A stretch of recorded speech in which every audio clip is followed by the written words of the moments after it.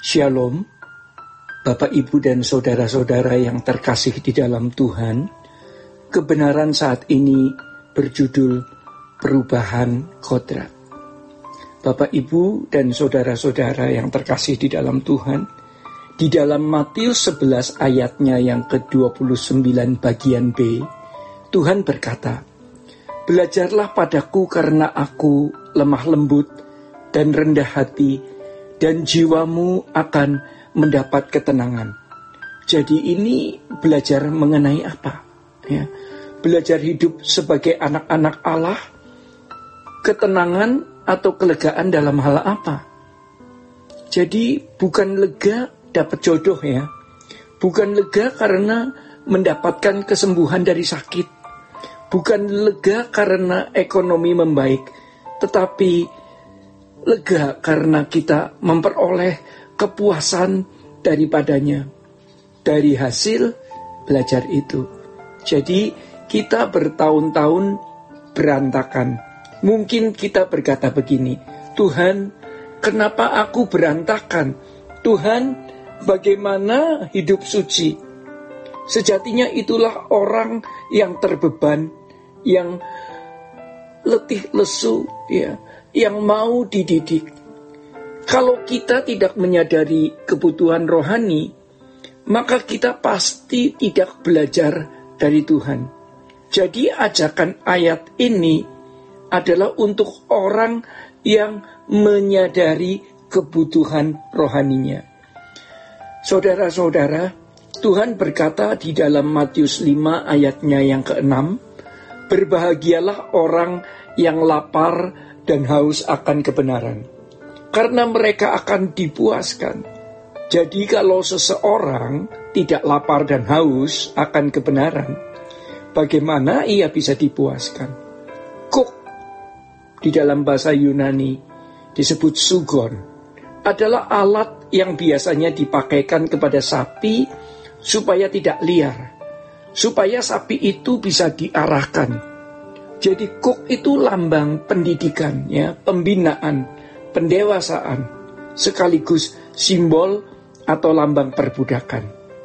Jadi kita adalah orang-orang yang sudah dilahirkan memang dari dunia yang rusak, dibesarkan di lingkungan yang rusak.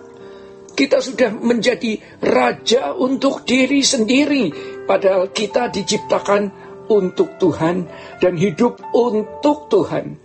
Kalau kita sadar bahwa kita masih egois, ya, maunya dilayani, ya, gampang tersinggung, masih suka dendam, berarti kita adalah orang yang letih lesu dan berbeban berat.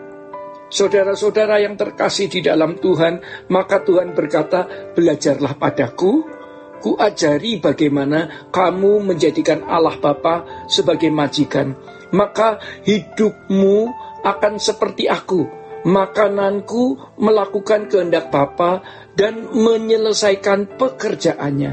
Jadi kalau orang masih gila hormat, gila tahta, masih mau menjadi raja bagi dirinya sendiri, ia tidak belajar dari Tuhan. Dia belajar dari setan. Dia tidak merasa keletihan, tidak merasa lesu, tidak merasa beban berat. Juga Tuhan berkata di Lukas 13 ayatnya yang ke-23 sampai 24, "Berjuanglah." Ya, berjuanglah. Ini sampai dengan Filipi 2 ayat 12 sampai ke 13 yang bunyinya sebagai berikut. "Kerjakan keselamatanmu dengan takut dan gentar." Saudara-saudara, Tuhan ingin kita melakukan kehendak-Nya.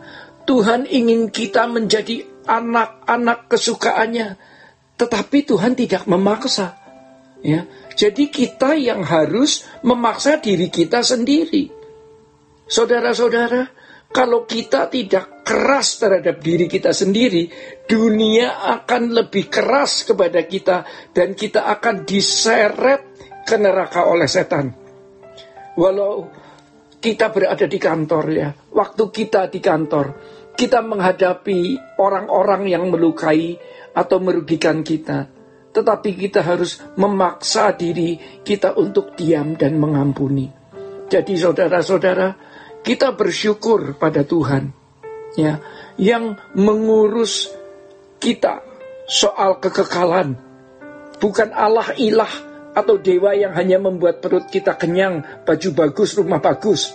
Tetapi Tuhan yang mau kita memiliki karakter seperti dirinya, dan menjadikan kita anak-anak Allah, jadi pangeran-pangeran kerajaan surga, menjadi putri-putri kerajaan surga yang akan tinggal di istana Bapa di surga. Jadi kiranya masing-masing kita serius berpikir bagaimana membuat kita benar-benar bisa mati sebelum mati. Jadi selama kita masih hidup, kita kerja, kita penuhi tanggung jawab kita, tetapi hati kita sudah kita letakkan di surga. Maka masalah besar jadi kecil, karena hati kita sudah kita pindahkan. Kita bukan orang sempurna, bukan orang hebat, tetapi kiranya kita jadi orang nekat. Kita nekat untuk berhenti berbuat semua kesalahan dan dosa, ya. Dan kita harus hidup suci, sesuci-sucinya. Mari kita terbang setinggi-tingginya, lari secepat-cepatnya. Jadi saudara-saudara yang terkasih di dalam Tuhan, memang semua memerlukan proses. Tetapi sejujurnya kita tidak memaksa, ya, tidak paksa, sehingga kita tidak sesuai dengan target yang Tuhan inginkan atas diri kita. Karena kita buat tahapan sendiri dengan berbagai macam alasan, dengan 1001 alasan. Mari memaksa diri lari secepat-cepatnya, terbang setinggi-tingginya. Manusia telah jatuh di dalam dosa.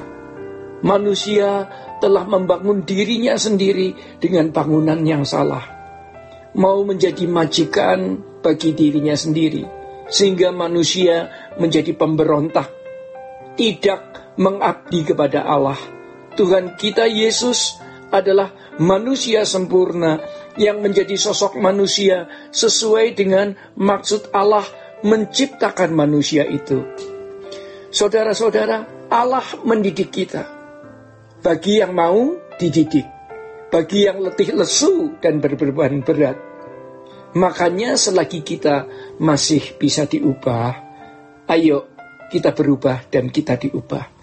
Kita harus memaksa diri untuk menyangkal diri. Saudara-saudara, menyangkal diri berarti menyangkal apapun, ya, yang menjadi naluriah manusia secara umum, ya, baik itu cara berpikir, gaya hidup, pola berpikir kita dengan segala hasrat. Nafsu-nafsunya harus diganti dengan hasrat Roh Kudus, dan Roh Kudus pasti akan menolong kita, ya. Yang akan membuat orang mengalami perubahan kodrat adalah perjumpaannya dengan Allah.